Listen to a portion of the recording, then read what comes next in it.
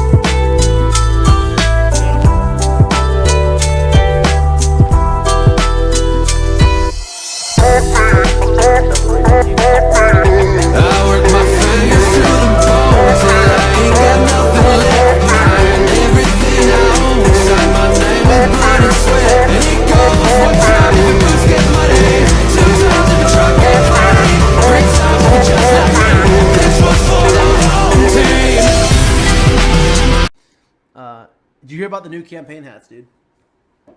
I didn't. So the new MTI, Space Force, and Air Force campaign hats, right?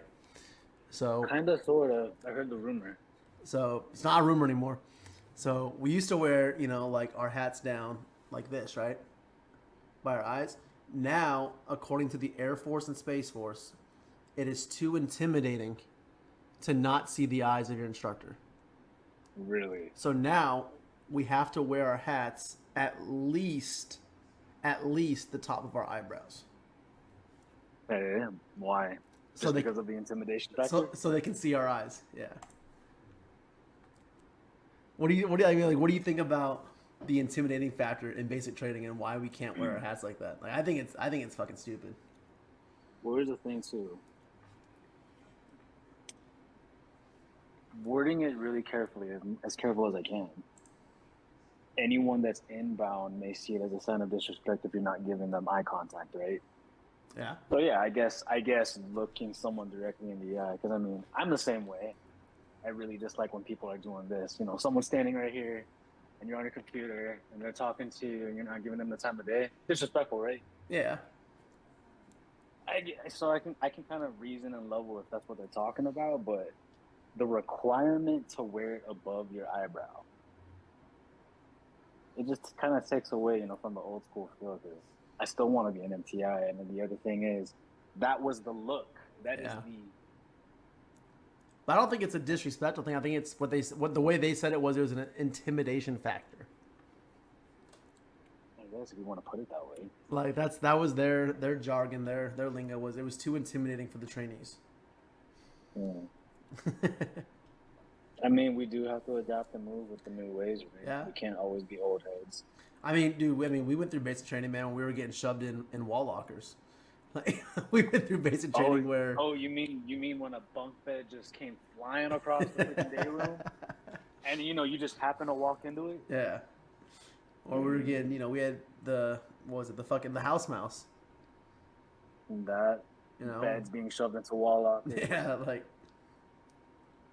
All of these egotistical and subservient terms that they came up with. To me, back then, it was kind of like a rite of passage.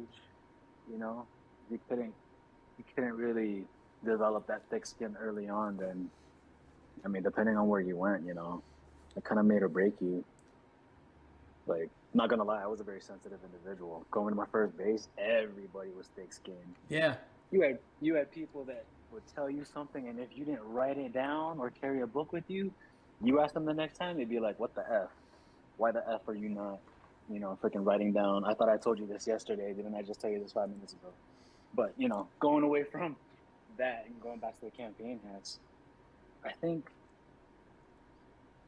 I don't know. You know, change is scary to some people. Right now, I don't like that change because it's for me, it's the entire ensemble as an MTI. The intimidation factor, the crisp uniform. Just I mean, it's still the reason why I want to do it. I don't necessarily think that's gonna harm the way you guys do things, but it's gonna get some time to get used to. Kind of like these, Yeah. you know, seeing people walk and talk on these things, and I'm like, doesn't look right. I still stop myself. I would say that's kind of like kind of ties us into like the whole new the reg changes, right? Like being able to walk and talk on your cell phone, Yes. drink and walk, at the same time.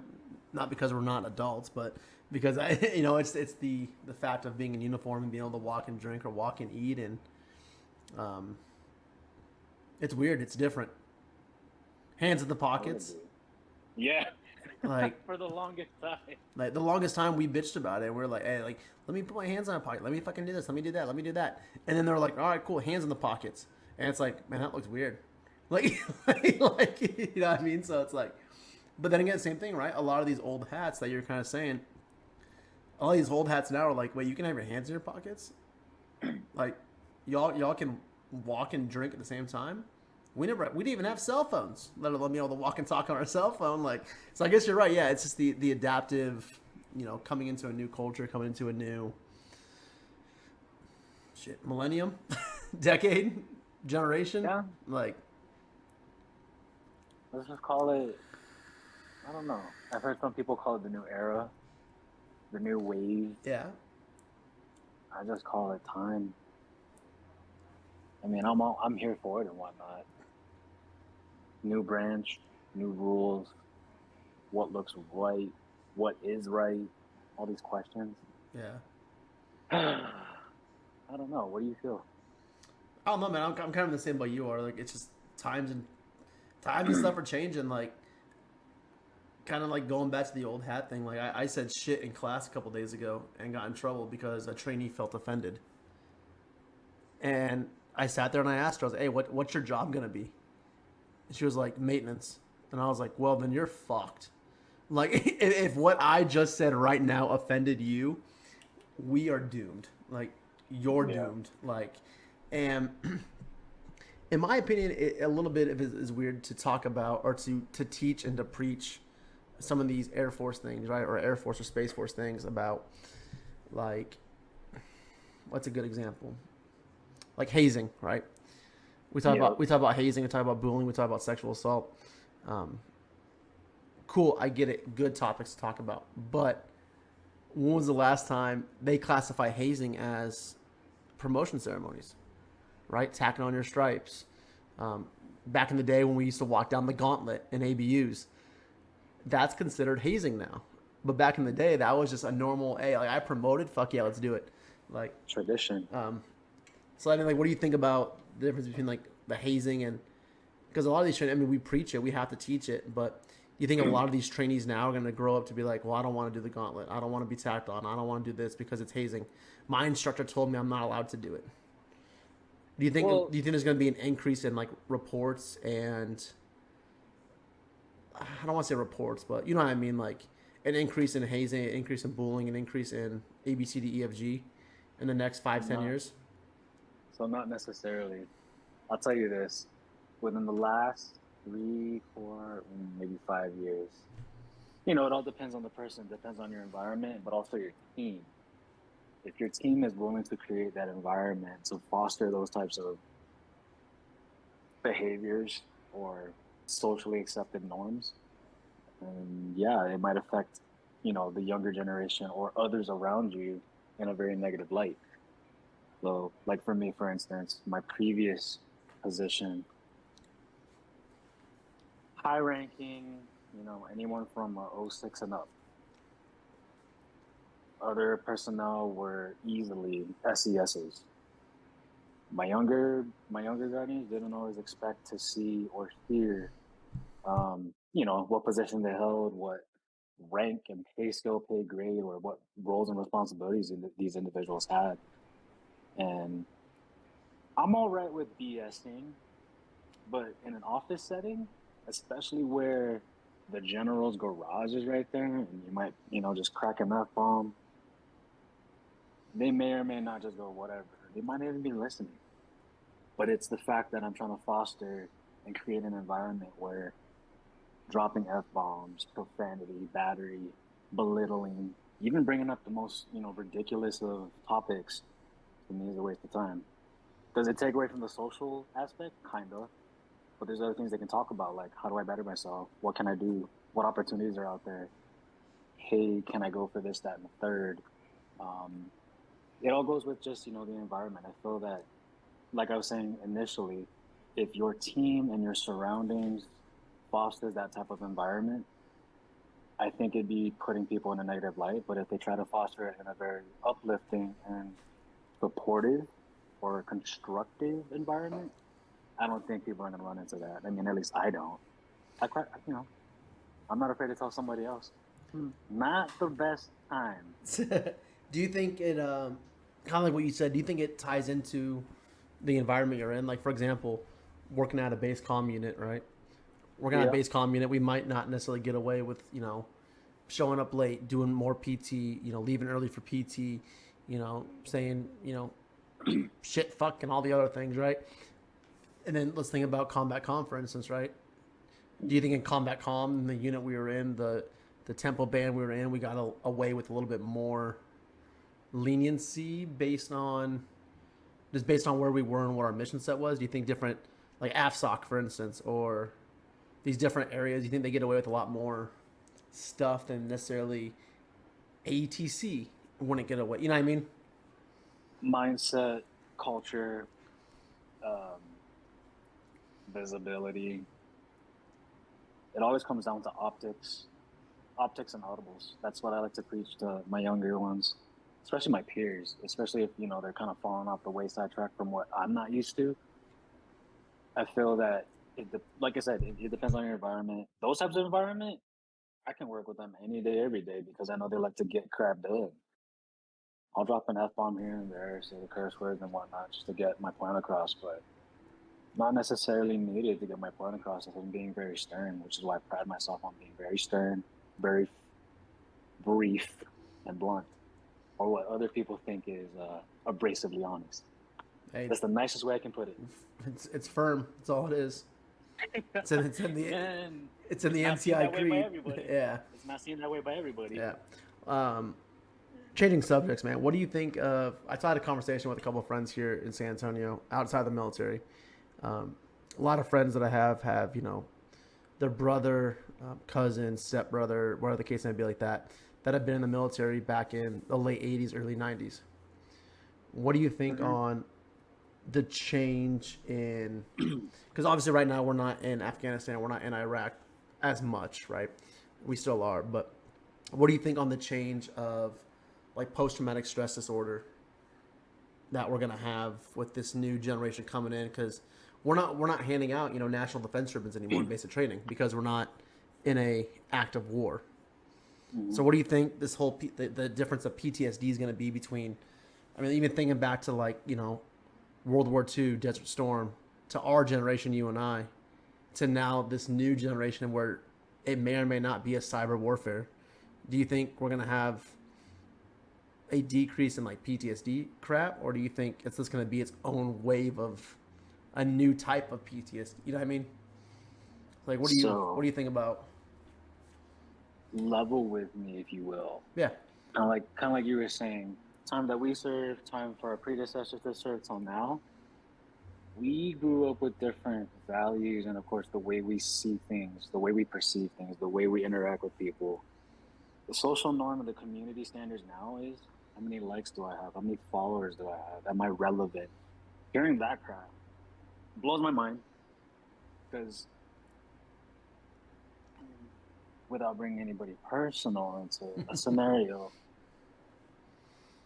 youngster tells me I'm not relevant because I don't have the latest trending shoe, trending boots, trending whatever the hell. And I tell him flat out, okay, cool. That may be right now, but what are you working towards? Well, I don't know. Right? Back then, I still think people now dream big.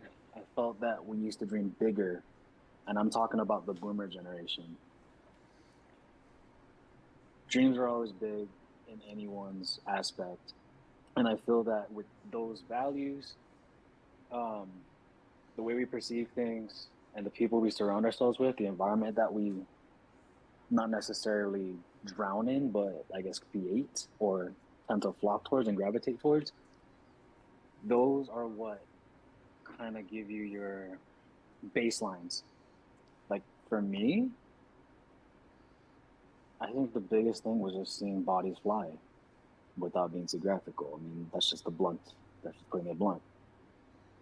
I don't see anybody else nowadays seeing that type of thing in a wartime incident or deployment nowadays, unless they're really, the shit show.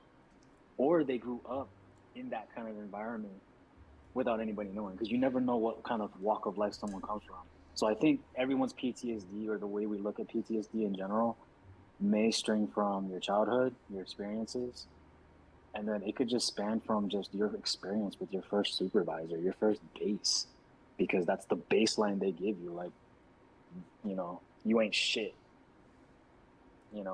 What if the person that goes into that kind of a unit's so timid and that they don't want to better themselves or try to fight their way through, because they don't have to, not necessarily, because not everyone had to fight their way through life, without putting in a condescending term, but not all of us were, given silver spoons. I sure as hell wasn't. Don't care if the next person that's next to me, got that. I'm still going to treat them with respect because I want it. So I think PTSD may be viewed differently through everyone's lenses, but it also depends on what walk of life are you coming from and what experiences are you bringing to the table. And then, of course, what kind of people are you dealing with? Because people are just so downright bad sometimes. And they don't even mean to be. Some people just speak so blunt, like me. I don't even know that I'm being condescending sometimes. I had to work at it. I'm guilty of that shit. Yeah.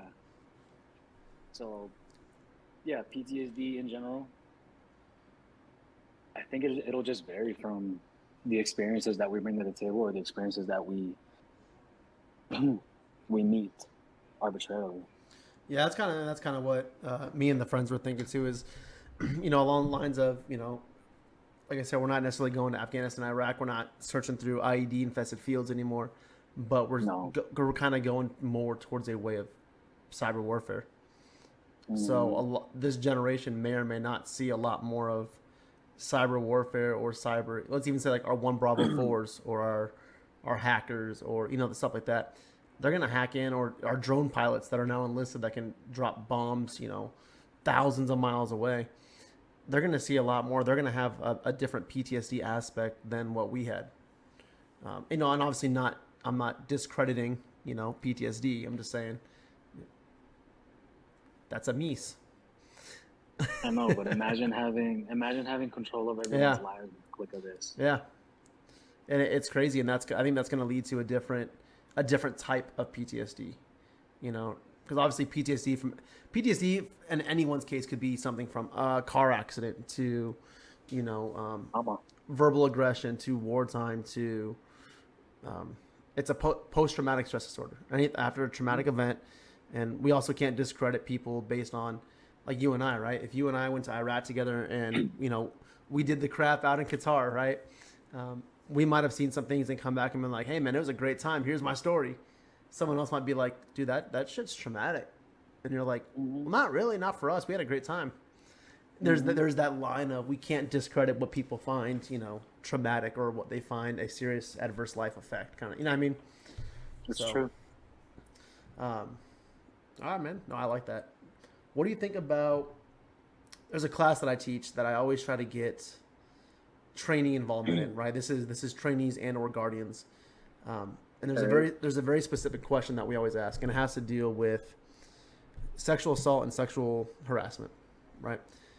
And the question, long story short, kind of speaks along the lines of how, in modern day 2023, how can we make sexual assault and sexual harassment, suicidal ideations, etc., right? Anything along the spectrum of that. How can we make that as common as being like, hey, bud, can I borrow $5 to fill up my gas tank? How can we, as a generation of us being in for 10, 11, 12, 13 years, how do we get this new generation to have them see that it's okay to ask for help or to talk about it or to share their stories? Because I know 90% of males, sexual assault happens, anything like that happens, we're not going to report that crap because we're males. We bottle that crap up. We need to, but a lot of the times, all right, I mean, there's that, 10, 15% that's going to come forward and say something. Yep. But even, 1 out of 71 males have technically been sexually assaulted, but only 3 or 4 step up and say something. Like, how do we make it more of a norm? You know what I mean? Like, how can we make it more of socially acceptable for us as military members to kind of step up and be like, hey, this is what happened regardless of, male, female, like, what are your... You still going? Yeah, no, You I'm kind of good. cut yourself off. No, I'm good. Right? No. So it goes back to about PTSD. It's all about your environment. I'll use my last work center as an example. I opened up about my attempt long time ago. Sought help, got the help I needed. It was very personal, for me to actually share that to one of my troops actually allowed him to tell me. And, I only took it and ran with it even more by becoming an SP facilitator. So it starts with you. It starts with anyone. The way you approach the situation, the way you talk about it, the way you carry yourself. I like to tell people all about it. It's your moral compass, your paradigm, the kind of person that you want to be and emulate. I dislike when people exude the slightest joking of, oh, I got today's so freaking crappy. Like, I just want to die. Like, to me, that's not as bad. But when someone else comes to work and they're just like, fuck, I wish like I just drove into a wall. Like, okay, ping, ping, ping, ping, ping. And you gotta stop that person and be like, you good? You wanna go talk? For me, I have a rule. I tell my people flat out, if I ever feel like I have to pull the plug on something or just like address something, I tell them stop what they're doing.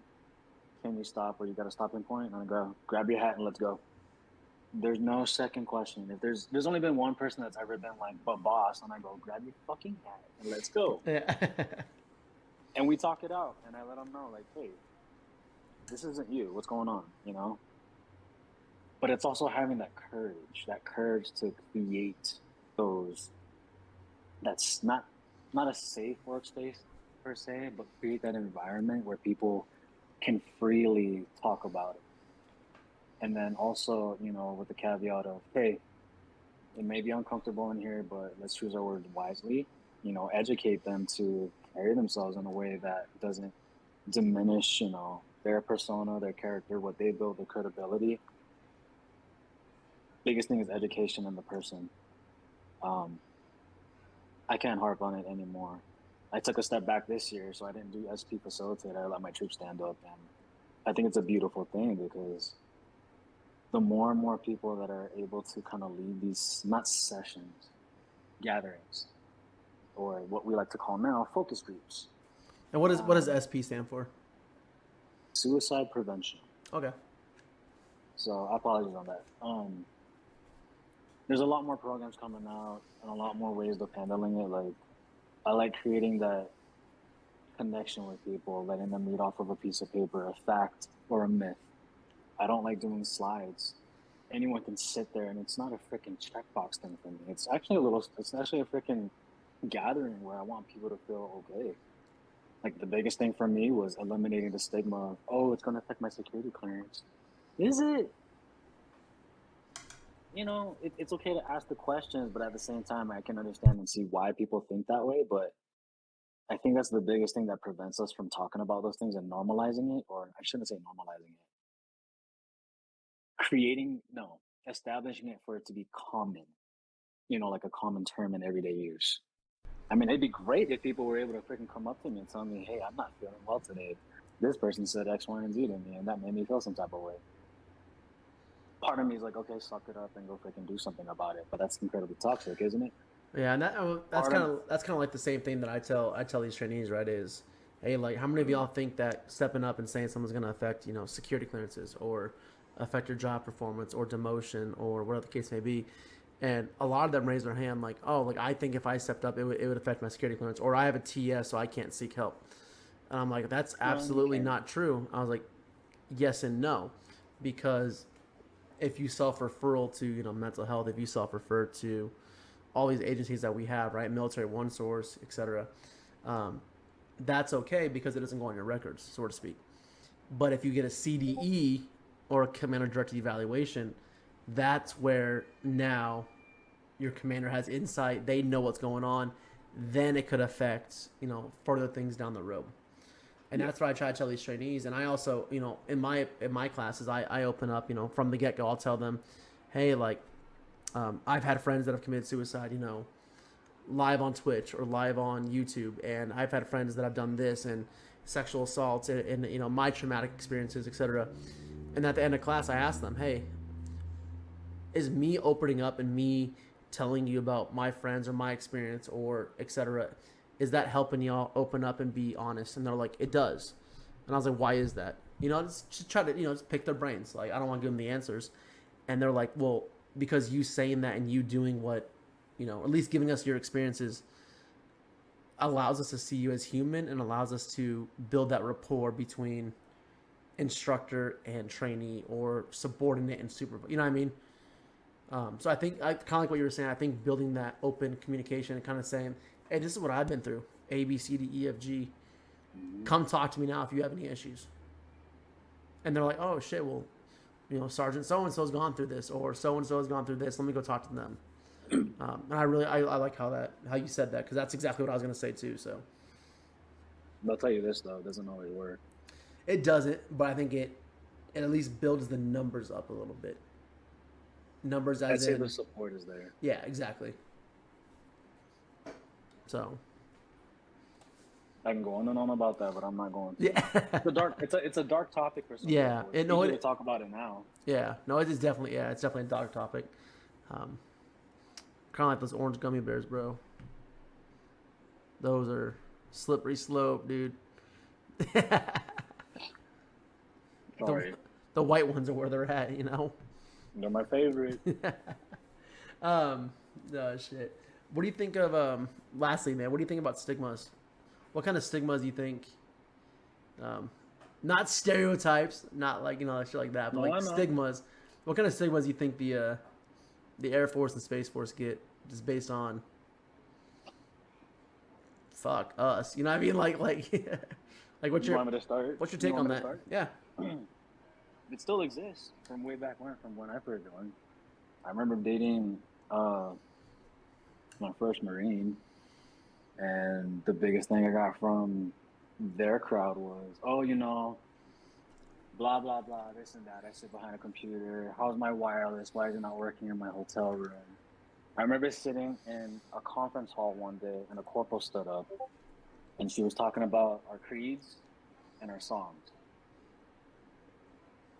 Marine Corps got a lot of heraldry, a lot of respect, a lot of courage, a lot of honor. Biggest reason why I find Marines incredibly attractive, sadly. They're great. They're motivated. They understand their fucking role and whatnot. With the recent incidents that occurred, I don't, it kind of sucks because that puts a damper in their image. Hopefully, you know what I'm talking about. Yeah.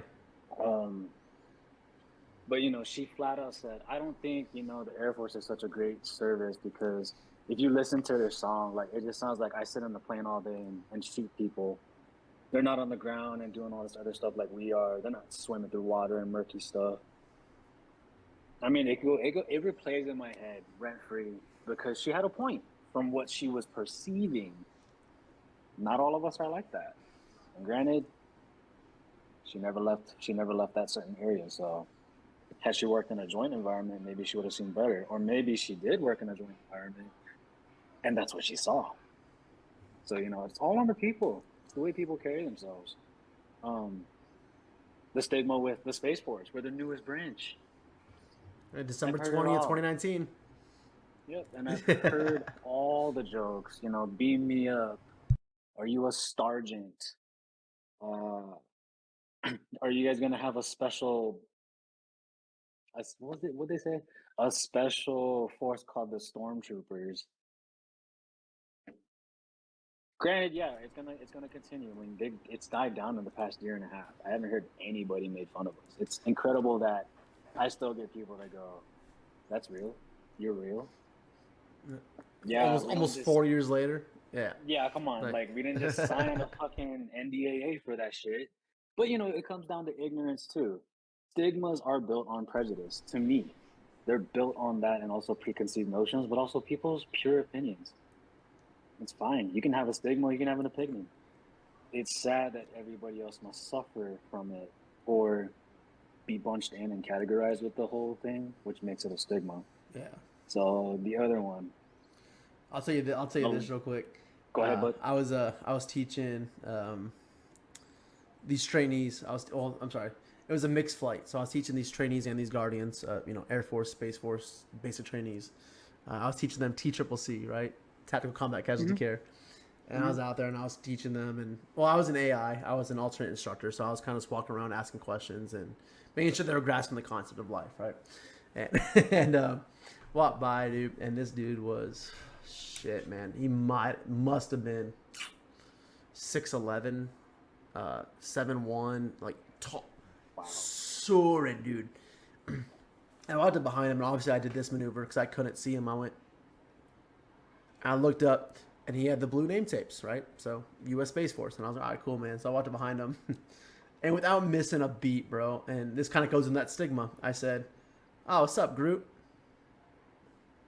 As in Guardians of the Galaxy, and he was like, he just turned around, straight face. He's like, "Yep," and I was like, "Nothing." I was like, "Not even a nothing." Like that's my best joke all day. And he was He like, probably chose to dismiss it. he did, 100% he did. I hope he did. Yeah, and he was just like, and then I walked away, and then one of his buddies was like, "Sergeant," he's like, that's the funniest thing I've heard all day. And I was like, "Well, I appreciate you, man, for like it, like." But that, I mean, that's that stigma, right? We're making jokes still about the newest branch, the Guardians of the Galaxy. We're making, I mean, like that's what every branch, and that's what we're gonna do. But at the same time, we shouldn't, but kind of ties into all that sisterly love, right, or brotherly love of the branches, or do you think it's more of a stigma of just being the newest branch and everyone can shit on the newest branch? You know what I mean? Both. Like I said, you're creating that environment. Well, not necessarily you. The environment is created for them right there at basic training. You guys are the gatekeepers. Mm-hmm. Now, whether they take what they saw and learn there and bring it to tech or other advanced training, that's all on them. They can turn it around. But that's also the gatekeeper's responsibility to instill that value in them, instill that trait, instill that pride. Because some people might take it and just be like, "Well, this effing sucks. I'm gonna be made fun of for the rest of my career." And then it could become a cascading and snowball effect that I've seen with a couple of them that have been here. And the biggest stigma I saw was, "Hey, sir, we're just never gonna ever do anything space related because we're still stuck doing X, Y, and Z." And it being boss IT and whatnot, but someone has to do it. That was the plan, and that is now the game plan. Granted, it's changed a few times over the past year that I've been here, and it's actually sped up. Space is moving quick. We got ranks, rank insignias, Space Force Song. We're taking hold of PME sites. We're absorbing missions. It's a little too fast, for certain, for some, because, we can't meet the manning requirement, I feel. But it's historical in a sense. So to have these stigmas, it's kind of a nostalgic, of my time in the Air Force as well. Because now I get to be a part of another branch that's just like, we're the babies. Yeah. We're the babies. Go ahead. No, I was just saying, yeah. So let me leave you on this last thing, man. So I posted a video on TikTok about the new campaign regs, right? Yeah. About how we have to wear our hair, how we have to wear a hat now, etc., right? And I had this dude, not going to say his name out loud, says, "Y'all need to do something different because this new generation of airmen and guardians are embarrassing." That's what he I said. mean, And I responded with, I blame tech school, LOL. Because when they leave basic training, they have that they're blue, they're whatever the case you want. You know what I mean? They're in like in it to win it, right? At that point. And I said I blame tech school, LOL, as a joke. I don't necessarily blame tech school. I think it's once you get out of training, once you get out of the AETC or the air education and training environment, you become more relaxed and you become more whatever. And he goes, it begins before tech school. Everything you're saying tells me everything I need to know right now about basic training. And I had to question well, myself, and I went, first of all, troll. What like? And I was like, what are you trying to say? I was like, because when they leave basic training, like I said, Airman's Creed, Air Force song, Space Force song, like they're blue, so to speak. Now, what happens after basic training? All we do is we see them for those 8 weeks and we push them on. What happens after that is all up to them and their motivation, their why of joining, their all that stuff. What do you think about the disconnect? Because obviously you've probably seen brand new Guardians, you've probably seen brand new Airmen. I've been out of that career field for 6 years almost. So like, what do you see as like this new generation coming in? Like, they either have it or they don't, but it's also on the individual. Like I said, I harp it as your moral compass and your paradigm. I've seen flat out a kid that came from tech training put into another career field that had nothing to do with what his specialty was, and he adapted. Not only that, have you ever seen a new youngster? I'm talking below 4, write an MFR character and deliver that to the first sergeant of the unit, telling the first sergeant how great of a supervisor he had how great of a supervisor he had? for that time being while he was put into a shop that had nothing to do with his specialty because he was pending his security clearance. He learned Like that job. it wasn't He learned that. it wasn't adjudicated and all that crap. Is what you're saying? Yeah, Okay. yeah. But he chose to, be taken under Yeah. their wing, but it's because of the environment they built. They brought him out. They continue to have their outings. They continue to have their gatherings. They understand each other. And for him to be yanked and then put into another position because that's his specialty, he says not the same. It sucks, right? But it's exactly like what I was saying. The environments are different. Still doesn't miss a beat. I barely see him now because I move positions too, but I still hear good things about him. And maybe it was because he was just a little bit older than the normal 18, 19-year-old that he was, right? I think he was 22, 23. But just the way that individual carried themselves, the fact that they wrote an MFR character for a supervisor that could probably be the pinnacle and highlight of their career, even if they only do their 4 or 6 years and get out. Yeah. That person put them on the path of, I got you, this is what it should look like, you should do this, I highly encourage you to do X, Y, and Z. As a great NCO should. Even just a senior airman could do that. A freaking specialist 4 could do that. Anybody could do that, but it's on the person. Yeah. And we don't get that all the time. I mean, flat out, you and I have had our conversations. Yeah. If we could build a team of you and I plus other people we freaking work effectively with, whew, there wouldn't be any jobs to go around because we'd all want to do them. Yeah, exactly. But we can't have that because we can't build other people like us or like-minded. Yeah. Do you think that that individual that wrote the memorandum of character? What you said, was he a specialist 4, or what was he? 3. 3. Do you think having that open? I keep saying last thing, but I keep thinking of more shit to say now. Do you think him having that direct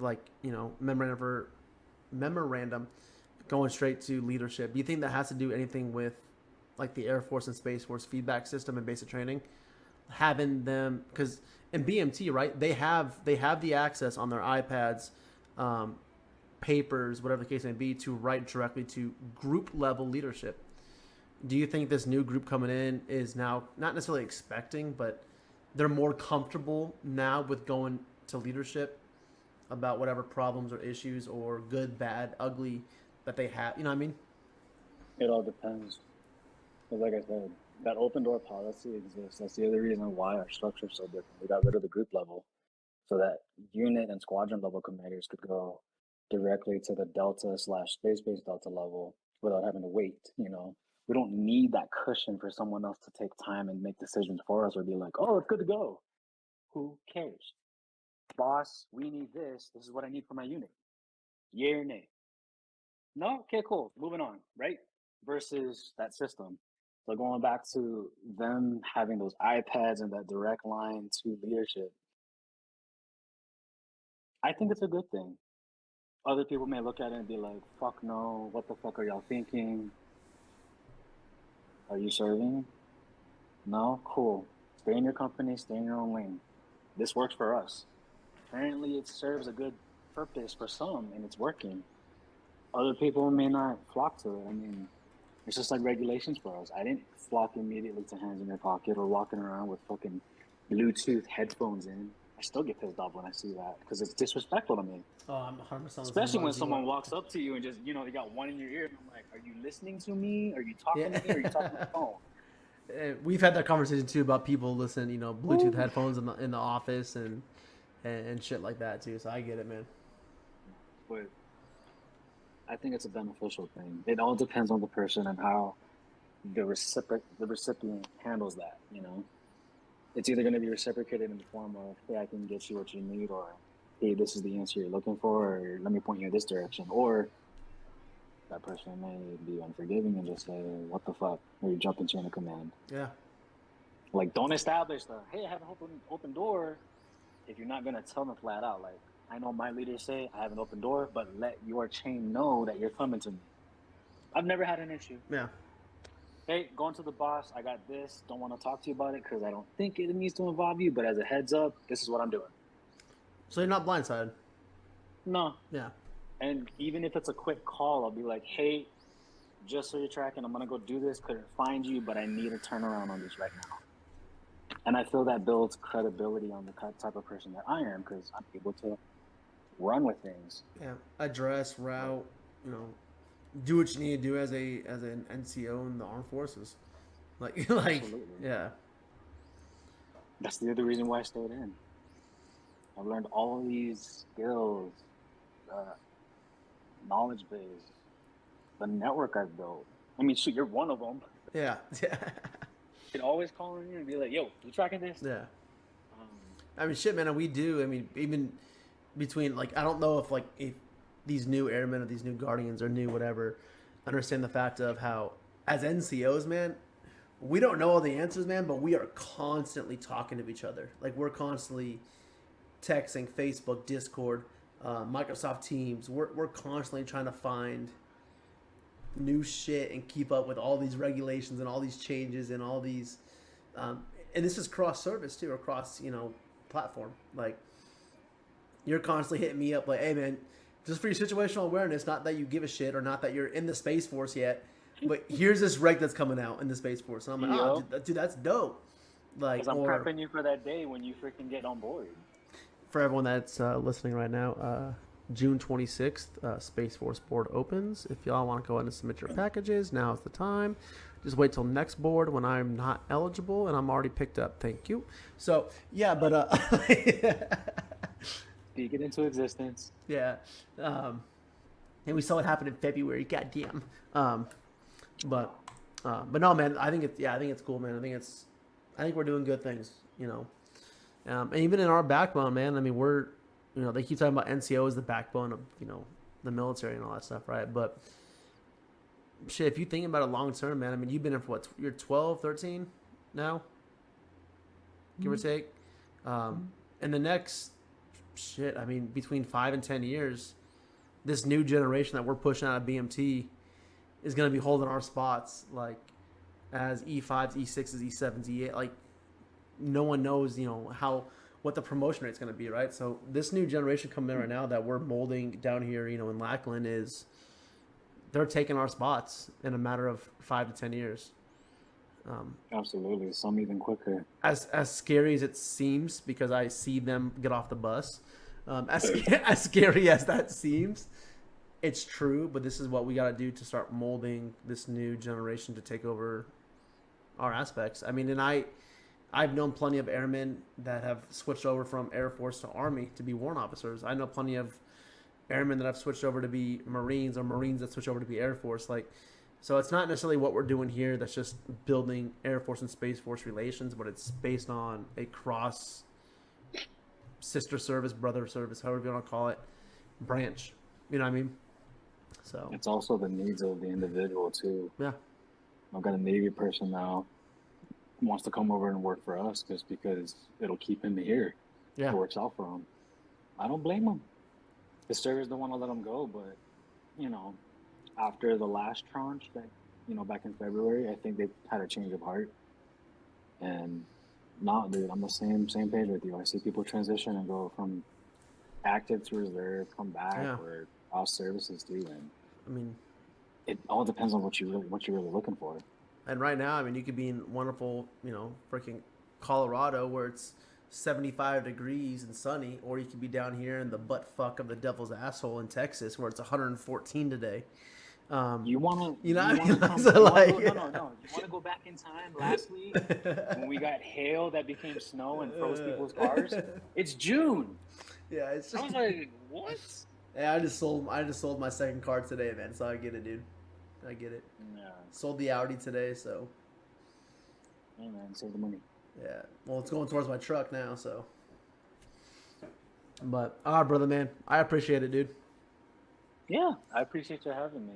Yeah, man, It's always a good time. absolutely, brother. But I'm about to go pull this 10-pound brisket off the smoker. I'm about to go check some emails. One of us sounds like we're having more fun than the other, so. I already ate. I'm good. Yeah.